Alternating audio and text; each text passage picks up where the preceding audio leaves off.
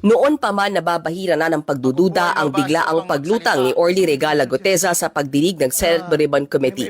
At ngayong binabawi na niya ang kanyang mga akusasyong ibinato niya noon, hindi na raw nagulat ang dating Blue Ribbon Chairman na si Senator Ping Lacson. Tinawag pa nga niyang coached witness ni Senator Rodante Marcoleta si Guteza. Noong September 25, 2025 hearing, matatanda ang si Marcoleta ang nagpakilala kay Guteza bilang dating security consultant umano ni dating Ako Bicol Party List Representative Zaldico. Surprise witness si Guteza at habang binabasa niya ang kanyang testimonya, ilang beses siyang sinita ni Marcoleta mula sa pag-a-adlib daw.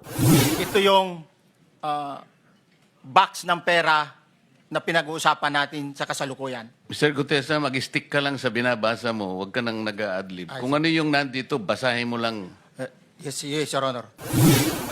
Sinita rin ang mga hindi raw nababasa na parte ng testimonya.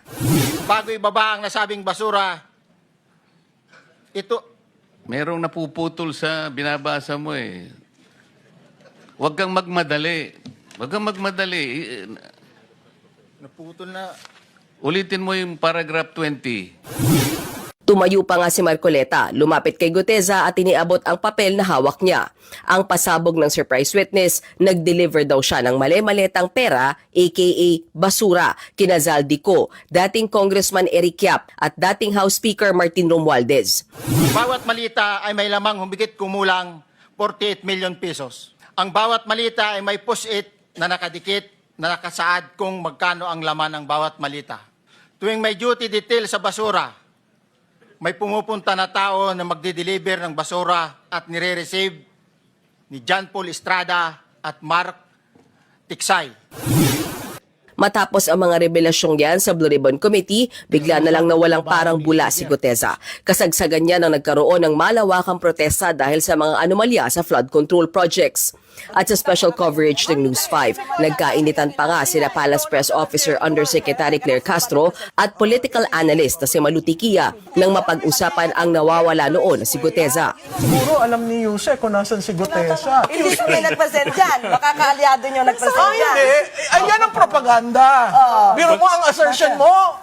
Ako kasama. You are representing government. But still, bakit mo sa akin ipapatuloy? Do I know for certain? No. It was relayed to me. Am I part of the scheme? You don't have to Insulting people. Habang hindi mahagilap si Guteza, bigla namang lumutang ang mga nagpakilalang bagman umano ni Zaldico na nanlaglag na mga politikong sangkot umano sa flood control scandal. Pero gaya ni Guteza ngayon, 4 sa 18 bagmen ang nagbaliktad na ng kanilang mga testimonya. Kung laban o bawi ang mga nagpakilalang testigo, paano na uusad ang investigasyon sa flood control scandal? Ayon kay Senate Blue Ribbon Committee Chairman Erwin Tulfo, bahala na ang ombudsman sa bagong affidavit ni Guteza. Ipapasa na lang po namin yung sa ombudsman. Sila na po kasi yun din po ang gagamitin lang, statements. Parang lahat po ng anything has to do with flood control po na investigation ng Blue Ribbon, ibinigay na po namin. Kasi kung ang hinahabol naman po natin is accountability, di po ba may mapanagot? Mas quicker po yung pagdiretso na po yung ombudsman.